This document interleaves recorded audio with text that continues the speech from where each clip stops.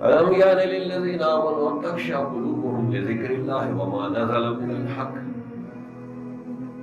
ومن أعرض عن ذكري فإن له معيشة ضنكا.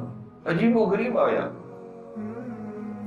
جو کوئی بھی میرے قرآن سے منہ پھیرے گا یا اللہ کے ذکر سے منہ پھیرے گا، اللہ کہتے ہیں پہلی سزا دنیا میں اس کو یہ ملے گی کہ اس کی روزی تنگ کر دیں. کاریں، کوٹھیاں، بنگلے، مال پیسہ دے دیں گے، دل کا سکون چھین لیں گے.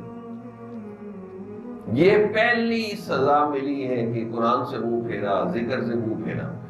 ومن اعرض عن ذکری فإن له معیشۃ ضنکا ونحشرہ یوم القیامۃ اعمی.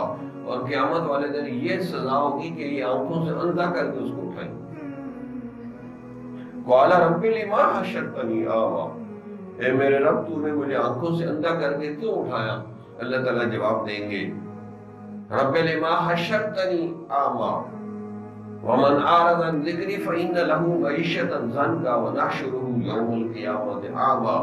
قال رب لما حشرتنی اعمی وقد كنت بصیرا كذلك اتتك آیاتنا فنسیتها كذلك اليوم تنسى.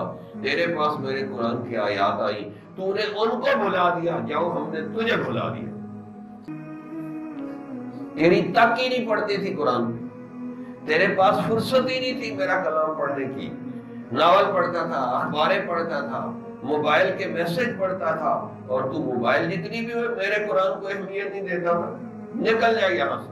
خذوہ فغلوہ ثم الجحیم صلوہ. فرشتوں کو حکم ہو گیا اس کو پکڑو، اور اس کو پکڑ کے 70 گز لمبی زنجیر میں پھیرو دو. اس کو حیا نہیں تھی، شرم نہیں تھی. یہ اخباریں اور ہر گند بلا دیکھتا تھا اور میرے قرآن کو دیکھنا بھی گوارا نہیں کرتا تھا. دیکھنا بھی نہیں چاہتا تھا کہ صبح چلے نہیں پڑھ سکتے تو قرآن کی زیارت ہی کر لو. پکڑو اس کو 70 گز لمبی زنجیر میں پھیرو دے.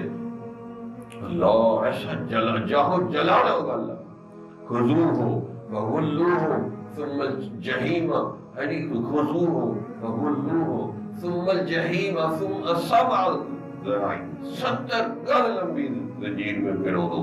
انہ کان لا یؤمن باللہ العظیم. اس کو عظمت والے رب کی باتوں کا یقین ہی کوئی نہیں تھا، بے یقینہ بندہ تھا یہ. جمال الوجود بذكر الإله وتصفو الحياة بنور هدى. جمال الوجود بذكر الإله وتصفو